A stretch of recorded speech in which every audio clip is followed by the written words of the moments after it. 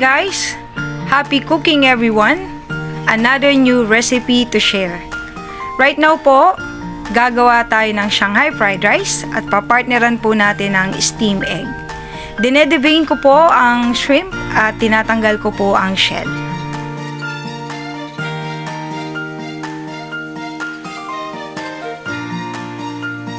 Pagkatapos po, set aside at hiwain natin ang ating longganisa Macau. Ito po ang ating ingredients.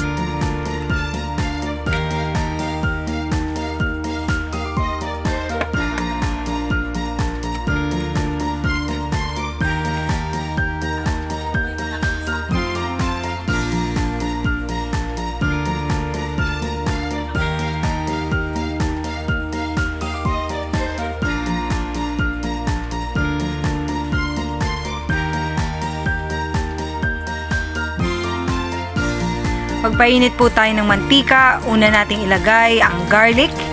Pagkatapos, isunod natin ang ating sibuyas. Pagkaraan, ihalo natin ang ating celery. Pagkatapos, ilagay natin ang ating longganisang Macau at atin po siyang gisahin.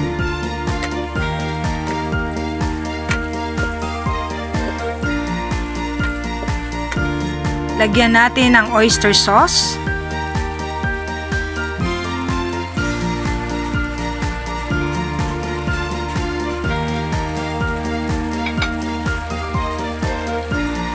At isunod natin ang ating toyo.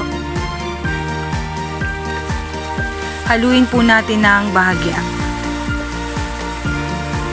Pagkahalo, ilagay natin ang ating shrimp. Igisa natin siya sa ating mixture hanggang mag-turn into light orange or orange ang kulay. Siyempre, hindi mawawala ang kutsara ng asukal pambalanse ng lasa.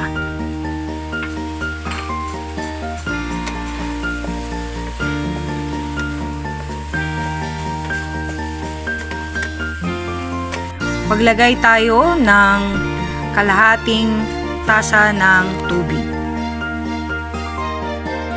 Hayaang masimmer ng kaunti at lagyan ng green onion. Haluin bahagya upang hindi dumikit ang ating niluluto sa pan. Pandagdag lasa, lagyan natin ng kaunting sesame oil.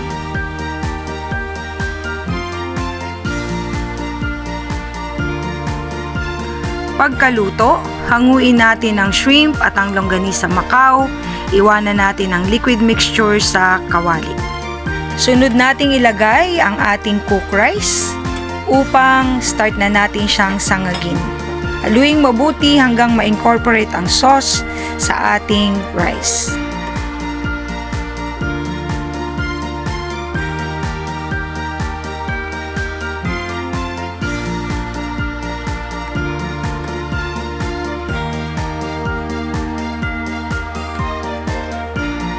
Pag nahalong mabuti, dagdagan ng salt ayon sa inyong panlasa. Pagkaluto ng rice, ilagay po natin sa isang lalagyan ang ating fried rice at itoppings po natin ang ating shrimp at ang longganisa Macau.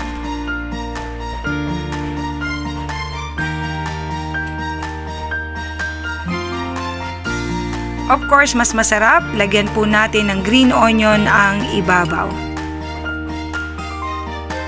Pagkatapos, ating iset aside, ihanda naman natin ang ating steam egg.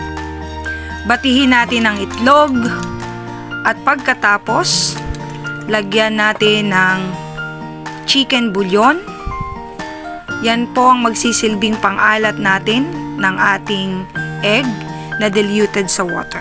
Siyempre, mas masarap kung lalagyan natin ng paprika ang ating itlog at batihin. Pagkaraan, haluan natin ng spring onion. For those na ayaw, wag po natin lagyan, pwede rin po naman.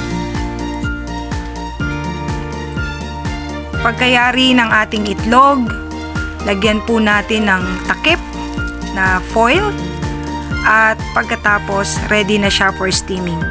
Nagpakulo po ako ng tubig sa kawali at tinakpan ko po siya mga 2 to 3 minutes hanggang 5 minutes. Huwag po nating i-overcook para fluffy pa rin ang ating egg at hindi maging parang puto.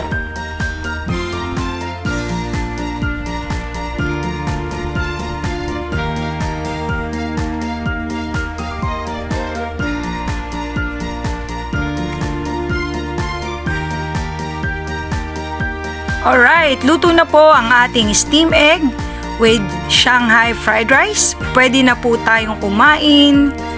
Magandang buhay at happy cooking po sa ating lahat.